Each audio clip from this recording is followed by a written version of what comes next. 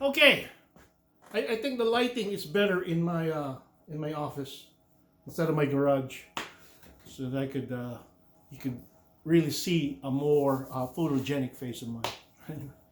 So, all right, here we go again. Here we go again. I know it's getting a little complex. There's a lot of topics to discuss, and for the last few days, I've been talking about different sectarian sections of the Islam religion, and there are two major ones. And I guess the last two videos that I created had created some confusion among some of my friends because they're asking me, what do you mean by Sunni or Shiite or Shia, and how does that really affect us in America, being in this war with Iran, which is a predominantly Shiite Muslim section of the Islam faith, and the others being Sunni. Well, geopolitics dictates how this war is going to be, which is how it has been the last 1,000 years, right? It has never really been about Arab-Israeli war. That's an easy dividing line to determine which ones are fighting each other. But deep inside the Islam religion, you have infighting themselves. And that's why, okay, my friends, when I say on Facebook, do we really need to get into this position of refereeing, trying to determine which one's good or bad, or maybe we could just sit on the sideline and watch them whack each other, because that's what they're doing. And do we really want to integrate ourselves in there? If we do, we need to determine not the side we want, but we need to understand how the inner workings of this religion is. Now, I'm not a religious expert, but I know more than enough than most Americans to understand why we really don't want to get into this. Starting with the different sects of religion. Now, all of these countries are separated by branches. The predominant ones are the Sunnis and the Shiites, or Shia, or how else it's pronounced and spelled on the history books. Okay? Now, when Islam was started by the Prophet Muhammad and he died, right? Now, as far as I know, this is the little that I know, right? The Sunni-based side of Islam, which was adhering to the Prophet Muhammad, were basically the ancestors of these folks, right, of Muhammad. Okay?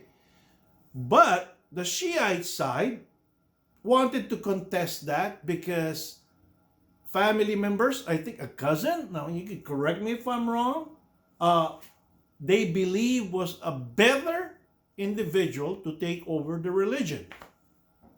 That was the Shiite side.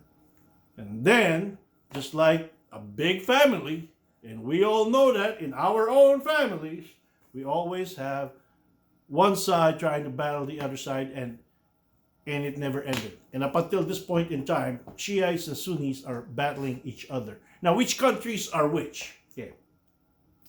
Saudi Arabia is predominantly Sunni. Iran is predominantly Shiite. Now you get it? Why they're both battling each other? Now, who are their allies?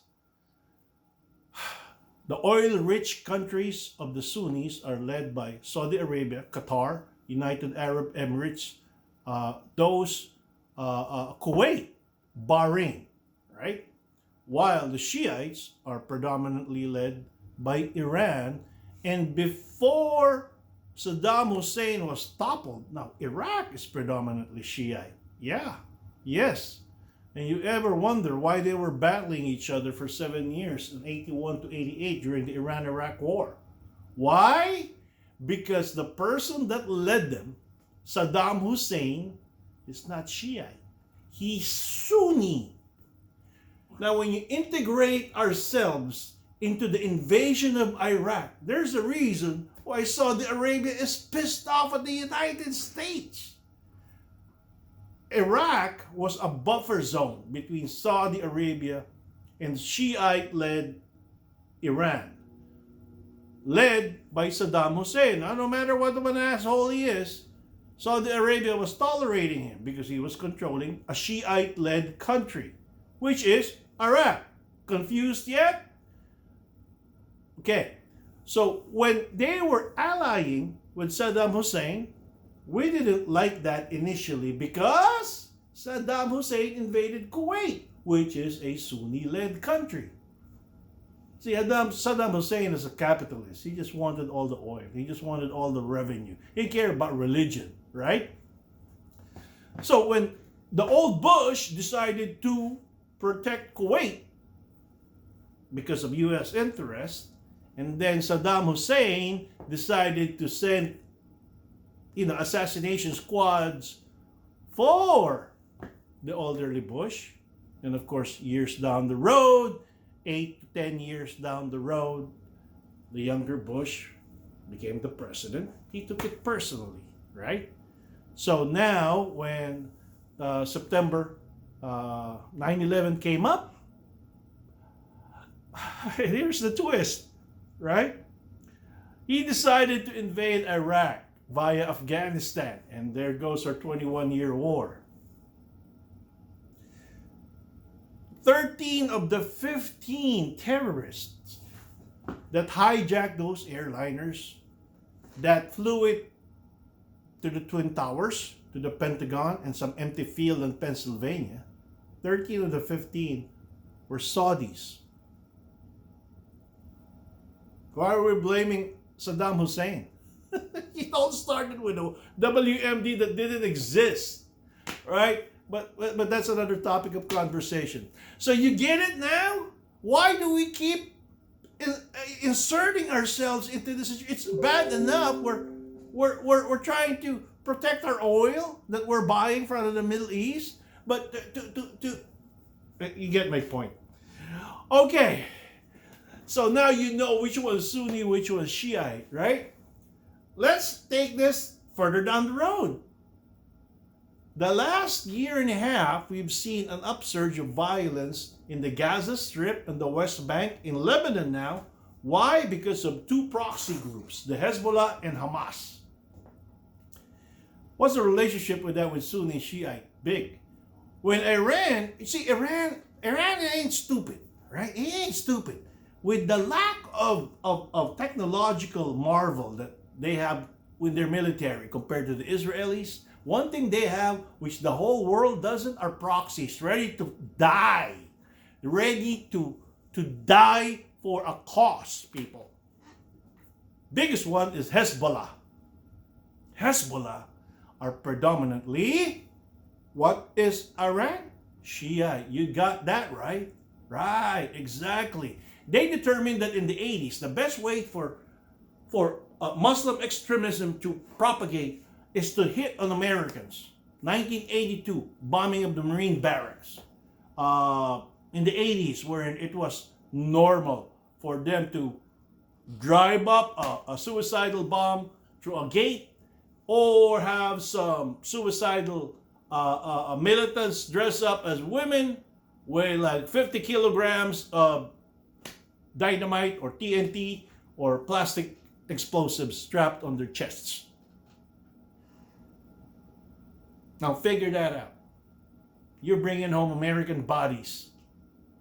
Are we really that dumb that we're going to compete with this type of people with such beliefs, core beliefs, that if they do that, they go to heaven and they reincarnate themselves in the next life? Are you? Are you willing to do that? And if you are, then you're a lot braver than I am. Okay? That's just Hezbollah. Hamas down south of Israel, well, we already know what happened. Now, why that happened, how it happened, I don't really care. They're all whacking each other initially. The Israelis already admitted they allowed the Hamas group to basically build a military on their southern border. They did. They neglected that. Okay? And allowing so, guess what happened? On October 7th, 2024, I do believe, right? Research it. I'm not going to give you all the information. All the friends I have that doesn't agree with me. Oh, well, why don't you, where's the link? You know what? there's such a thing as Google. Everything I'm telling you, go ahead and research it.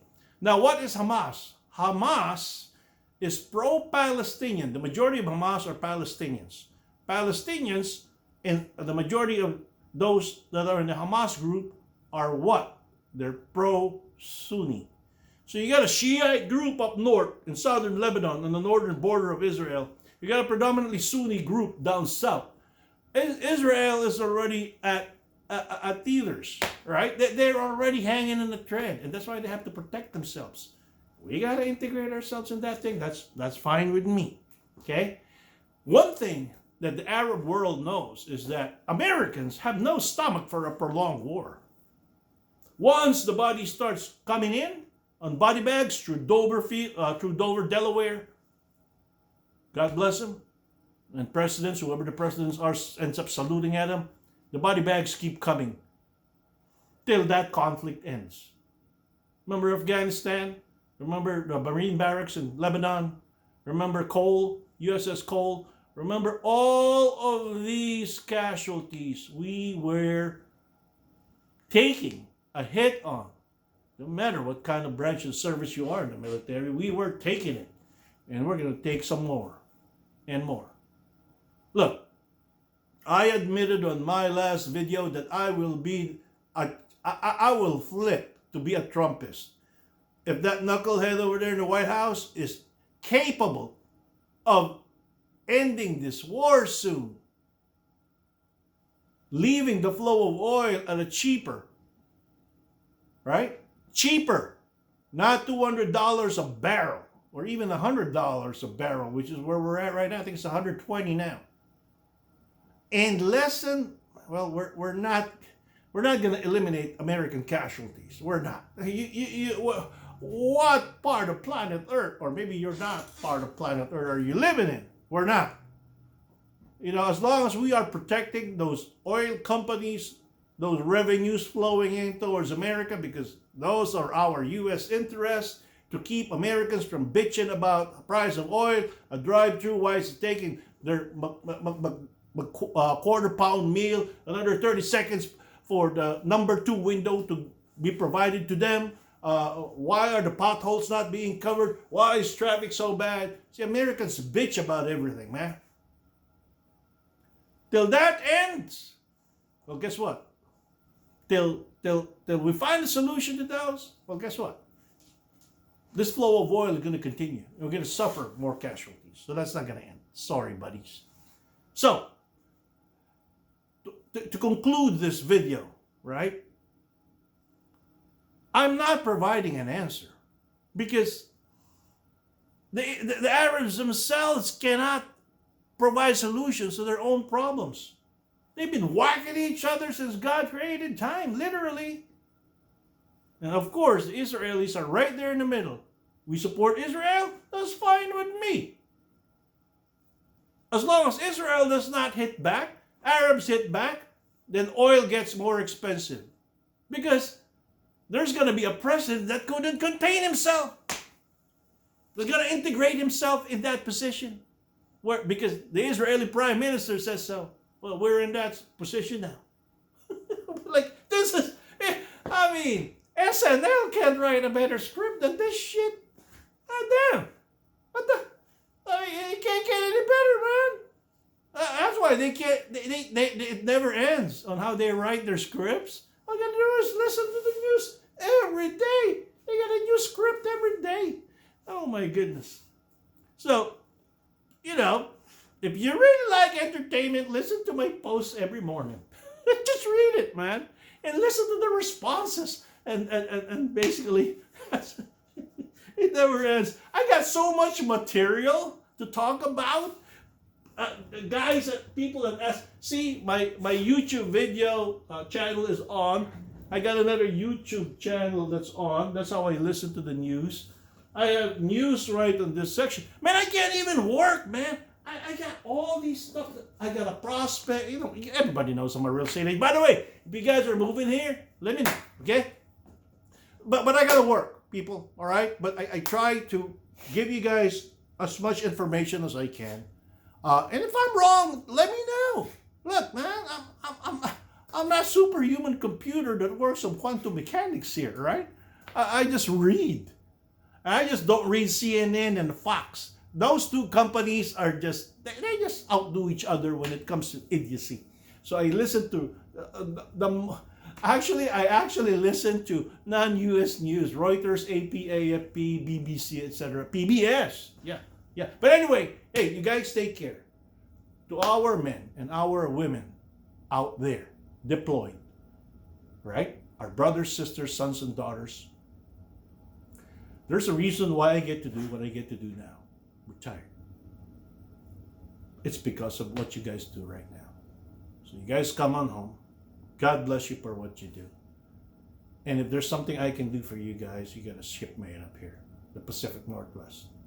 It has been a pleasure, a privilege, and an honor to observe with you guys. You guys take care. Post.